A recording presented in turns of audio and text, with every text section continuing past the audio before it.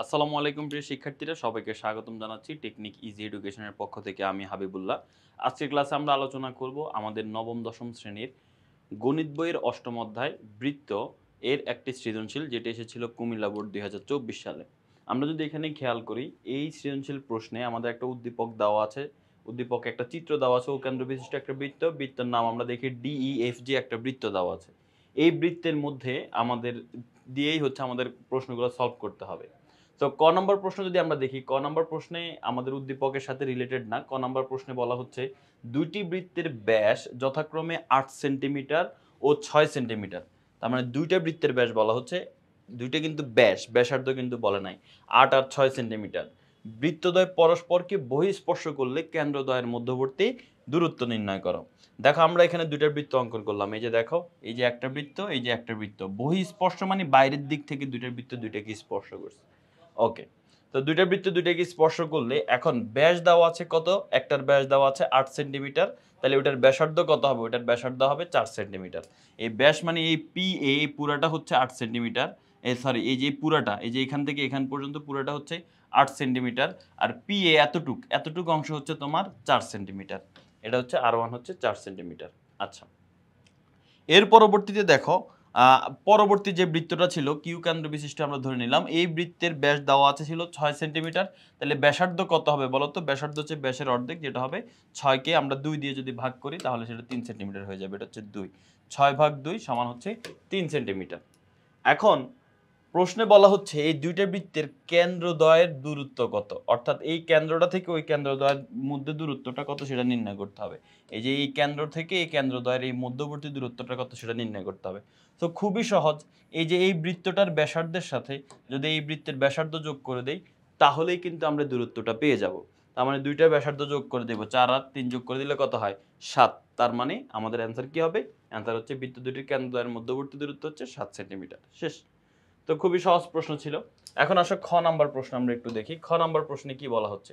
খ নাম্বার প্রশ্নে বলা হচ্ছে প্রমাণ করো যে ইডিজি ও ইএফজি সমান দুই সমকোণ। ইডিজি মানে কোনটা? দেখো, ইডিজি মানে এই কোণটা, আর ইএফজি মানে এই কোণটা। এই দুইটা কোণের যোগফল কত? এই দুইটা কোণের যোগফল হচ্ছে দুই সমকোণ। তো এখন এই দুইটা কোণকে যোগ করে আমরা দুই সমকোণ নির্ণয় করি। দেখো, আমরা যদি এখানে খেয়াল করি যে এই যে আমাদের চিত্রটা হচ্ছে এইটা, তো এখানে জাস্ট মাঝখানে একটা যোগ করা হয়েছে, ইও আর ওজি যোগ করা হয়েছে। সেটা কেন আমরা পরে দেখব। তো এখানে প্রথমে আমরা লিখব যে দেওয়া আছে ও কেন্দ্র বিশিষ্ট বৃত্তে ইএফডিজি চতুর্ভুজটি অন্তর্লিখিত। অন্তর্লিখিত বলতে কি বোঝায় ভাইয়া?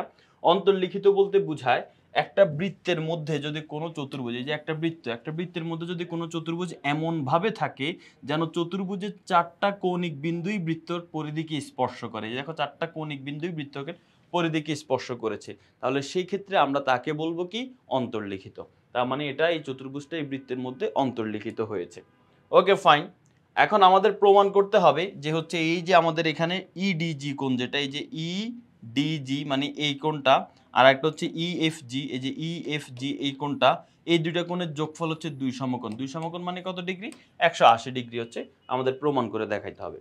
তো প্রমাণ করার জন্য আমাদের এখানে যে কাজটা করতে হবে সেটা হচ্ছে ও এর সাথে ও জি যোগ করতে হবে। যে কেন্দ্র যে ও আছে, ও এর সাথে ই যোগ করব, ও এর সাথে জি যোগ করব, তাহলে আমরা প্রমাণ করার জন্য আমাদের চিত্রটা ফাইনাল হয়ে যাবে। এখন আসো আমরা প্রমাণে চলে আসি। তো প্রমাণ করতে গেলে প্রথমে আমরা এখানে একটা চাপের উপর ওই যে উপপাদ্য 20-এর হিসাব নিকাশ চলে আসবে, কেন্দ্রস্থ কোণ বৃত্তস্থ কোণের দ্বিগুণ, সেটা। তো এখানে আমরা একটা চাপ ইএফজি এর কথা বলতেছি, এই যে এই চাপটার কথা বলতেছি। এখানে কেন্দ্রস্থ কোণটা কি বলতো? ইওজি, এটা কেন্দ্রস্থ কোণ। আর ইডিজি এটা হচ্ছে বৃত্তস্থ কোণ। এটা কেন্দ্রস্থ, এটা বৃত্তস্থ। আমরা জানি এই বৃত্তস্থ থেকে এই একই চাপের উপর দণ্ডায়মান কেন্দ্রস্থ আর বৃত্তস্থের মধ্যে কেন্দ্রস্থ কোণটা দ্বিগুণ বড় হয়, অর্থাৎ এটার মান যত হবে এটা তার ডাবল হয়।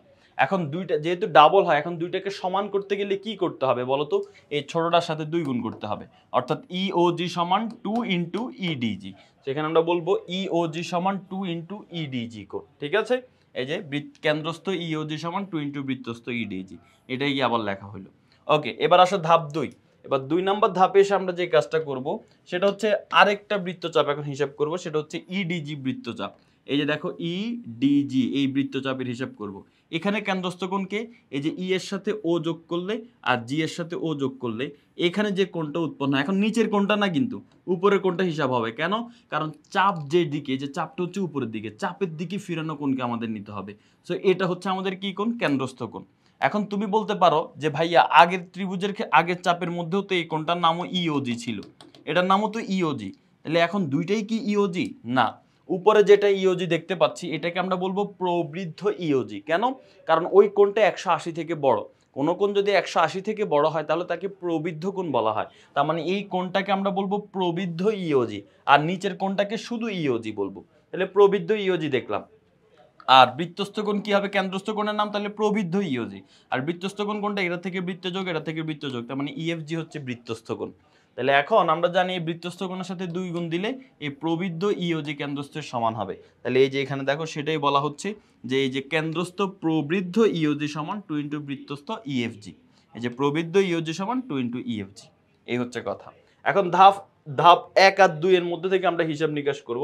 সেটা হচ্ছে দেখো ধাপ 1 ও 2 হতে এখানে একটা হচ্ছে প্রবৃদ্ধ ইওজি, যে এটা হচ্ছে প্রবৃদ্ধ ইওজি, আর এটা হচ্ছে শুধু ইওজি, এই দুইটাকে আমরা যোগ করব। সোজা হিসাব ধাপ ও 1 ও 2 কে যোগ করেও বলতে পারো। তো প্রবৃদ্ধ ইওজি প্লাস ইওজি যোগ করার ক্ষেত্রে বাম পক্ষের সাথে বাম পক্ষ যোগ করতে, এটাও সমান চিহ্নের বামে, এটাও সমান চিহ্নের বামে, এই বাম পক্ষের সাথে বাম পক্ষ যোগ করলাম ইকুয়াল ডান পক্ষের সাথে ডান পক্ষ যোগ করব।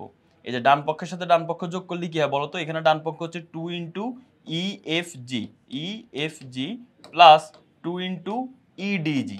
এখন কি কমন যায় বলো তো? এখান থেকে 2 কমন যায়, তো একটা 2 কমন নিলাম। 2 কমন নিলে এখানে থাকে শুধু ইএফজি, এখানে থাকে ইডিজি, এই হচ্ছে কথা। তো এখান থেকে এই 2 কমন নিয়ে আর কি যোগটা লেখা হয়েছে। এখন এখানে বাম পক্ষে যেটা আছে সেটা ঠিকঠাক রেখে দিলাম, কিন্তু এই মানটাকে আমি 360 ডিগ্রি দিলাম। এখন প্রশ্ন হতে পারে কেন ভাইয়া এটাকে কেন 360 ডিগ্রি দিলেন? তুমি একটু ভালো করে খেয়াল করো, ইএফজি আর ইডিজি এর যোগফলটা কি? এই যে এখানে হচ্ছে সরি, এই যে এই ইওজি আর ইওজির যোগফলটা কি? এখানে একটা জিনিস দেখো, আমি একটু বলতেছি যে হচ্ছে এই লাইনের পরে, ঠিক আছে, এই যে এই লাইনের পরে হচ্ছে আমাদের এই লাইন, এটাকে একটা সাইড নোট হিসাবে মনে করো, ঠিক আছে? এই যে এই লাইনের পরে এই লাইন, কেন? কারণ এই যে এইখানে এই প্রবৃদ্ধ ইওজি আর ইওজি কোণের মানটা কত সেটা আর কি এখানে বলা হয়েছে এই পরের লাইনে, কিন্তুর পরে। তুমি যদি এখানে একটু খেয়াল করো ভাইয়া, প্রবৃদ্ধ ইওজি মানে কোনটা?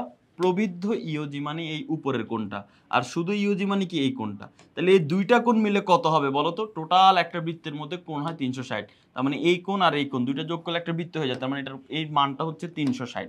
তো প্রবৃদ্ধ ইওজি আর শুধু ইওজি যোগ করলে 360 হয়। এই যে এই প্রবৃদ্ধ ইওজি আর শুধু ইওজি, এটার মানকে আমরা কত বলতে পারি? এটার মানকে আমরা 360 বলতে পারি, 360 ডিগ্রি। তো এই কথাটাই আর কি এখানে বলা হয়েছে।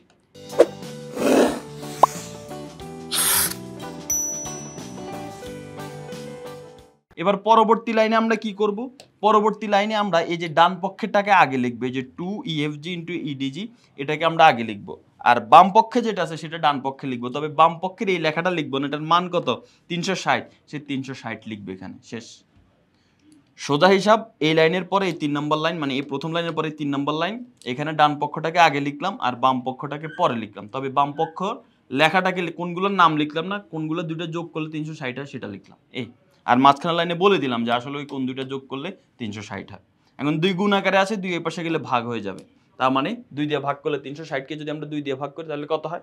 180 হয়। তাহলে এখন আমরা বলতে পারি ইডিজি প্লাস ইএফজি সমান হচ্ছে 2 সমকোণ। 180 ডিগ্রি মানে হচ্ছে 2 সমকোণ।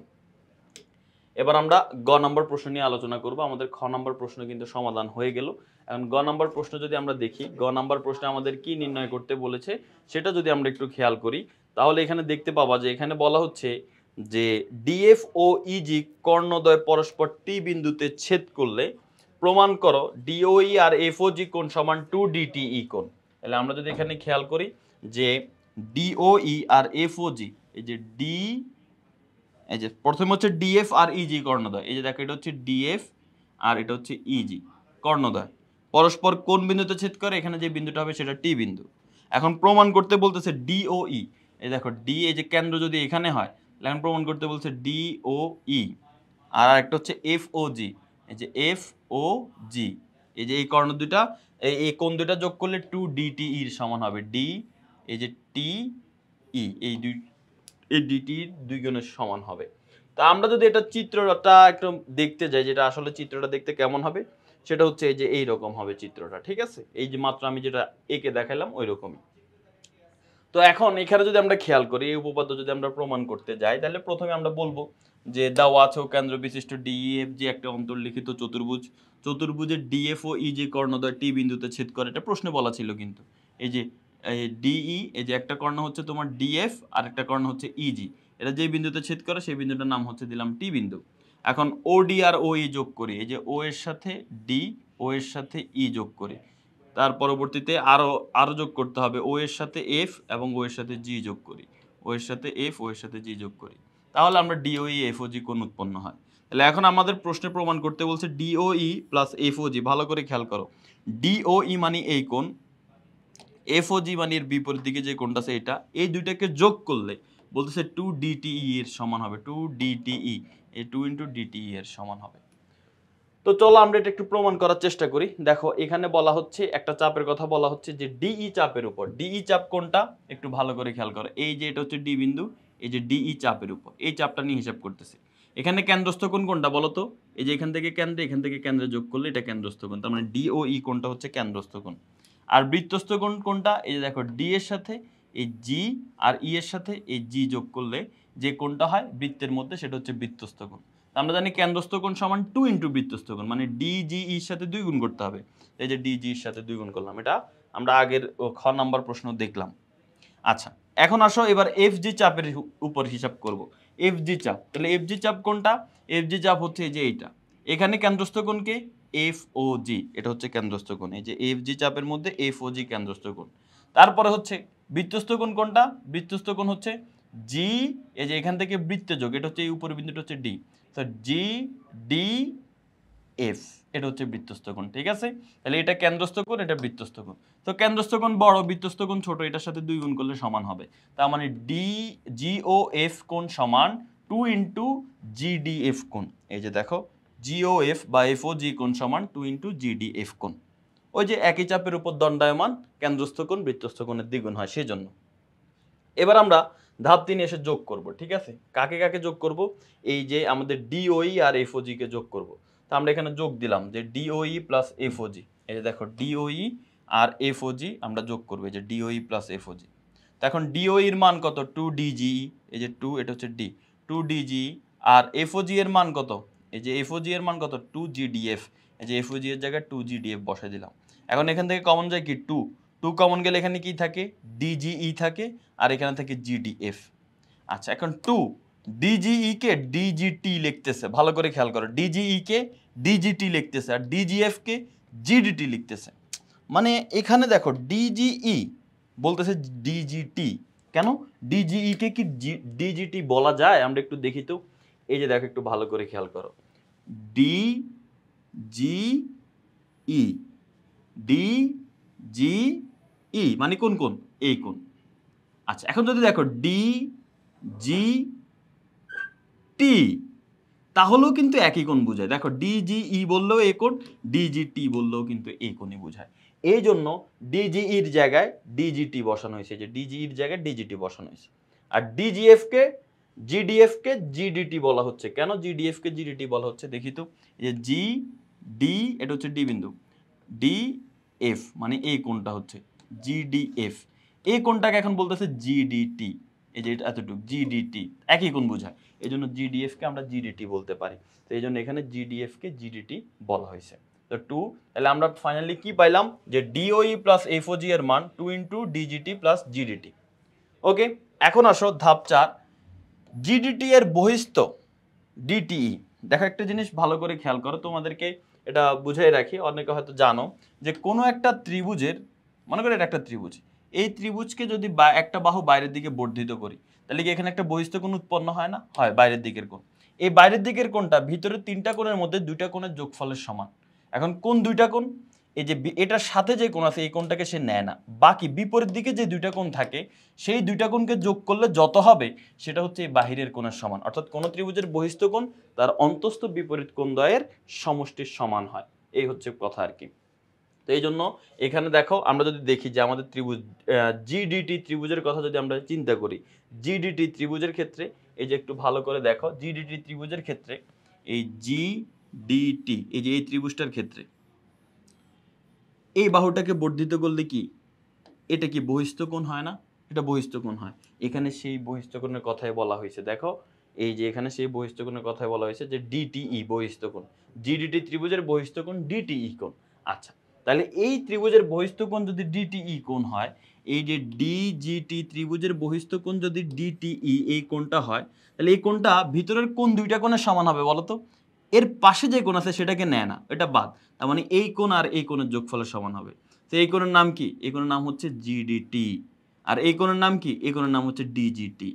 তার মানে এই কোণ আর এই কোণের যোগফল, অর্থাৎ এই কোণের নাম হচ্ছে ডিজিটি, এই যে ডিজিটি প্লাস এই কোণের নাম হচ্ছে জিডিটি, জিডিটি। এটা কার সমান? এই বহিস্থ কোণটার সমান। বহিস্থ কোণটার নাম কি? DTE, DTE. তার মানে ডিটিই সমান জিডিটি প্লাস ডিজিটি প্লাস জিডিটি, এটাই আর কি কথা। তো এখানে এটাই বলা হয়েছে, দেখো ডিটিই সমান ডিজিটি প্লাস জিডিটি লেখা হয়েছে। এই যে দেখো ডিটিই সমান ডিজিটি প্লাস জিডিটি এটা লেখা হয়েছে। এখন একটু ভালো করে খেয়াল করো, এখানে আমরা কি পাইছি? এই যে দেখো 2 ইন্টু ডিজিটি প্লাস জিডিটি, এটা কিসের মান? একটু ভালো করে খেয়াল করো। এই যে এই লাস্টের লাইনটা তোমার একটু বুঝতে হবে। এই লাইন তো বুঝতে পারছো, এই লাইনটা মাত্র আমি দেখাই দিলাম, অন্তঃস্থ দুইটার যোগফলের সমান। এখন তুমি যদি একটু খেয়াল করো, ধাপ 3 এর মধ্যে আমরা কি পাইছি? ডিওই প্লাস এফওজি, এটার মান কি পাইছি? ডিওই প্লাস এফওজি, এটা সমান আমরা পাইছিলাম 2 ইন্টু ডিজিটি প্লাস জিডিটি। এখন আমি 2 এর জায়গায় 2 লিখলাম। দেখো আমরা কিন্তু নর্মালি এইটা সমান এটা লেখার দরকার এখন। তা আমি এটা লিখলাম বাম পক্ষে, ঠিক আছে, সমান চিহ্ন দিলাম, 2 এর জায়গায় 2 দিলাম, কিন্তু GDT plus GDT, ডিজিটি plus GDT এই দুইটার জায়গায় আমি লিখতেছি ডিটি। কেন? কারণ এই যে দেখো ডিজিটি প্লাস জিডিটি, তুমি ধাপ 4 প্রমাণ করছো ডিজিটি প্লাস জিডিটি এটার মান হচ্ছে ডিটি। এই জন্য আমি এই যে ব্র্যাকেটের ভিতরের অংশটা পুরাটা না লিখে এটার বদলে আমি ডিটি লিখে দিচ্ছি, কারণ ধাপ 4 আমি প্রমাণ করছি এটা মানই হচ্ছে ডিটি। এই যে দেখো এই যে এইটা আর এটা কিন্তু সেম, সো এটা মানই হচ্ছে ডিটি, এই জন্য এখানে ডিটি লিখে দিচ্ছি। তো এটাই আমাদের প্রমাণ করতে বলছে, আমাদের এটা কিন্তু প্রমাণ হয়ে গেল। তো আশা করি বুঝতে পেরেছো এই সৃজনশীল প্রশ্নটা। এই প্রশ্নটা কিন্তু সমাধান করা হয়েছে আমাদের ইজি ম্যাথ বই থেকে। তোমরা যারা এখন আমাদের ইজি ম্যাথ বইটা সংগ্রহ করো নাই, দ্রুত বইটা সংগ্রহ করে নাও। তোমার এসএসসি প্রিপারেশনের জন্য খুবই সহায়ক একটি বই হতে যাচ্ছে এটি। সো এটি দ্রুত সংগ্রহ করে নাও, তোমার পাশের ফ্রেন্ডদেরকেও জানিয়ে দাও যেন বইটা সংগ্রহ করে ফেলে। সবাই ভালো থাকো, সুস্থ থাকো, আল্লাহ হাফেজ, আসসালামু আলাইকুম।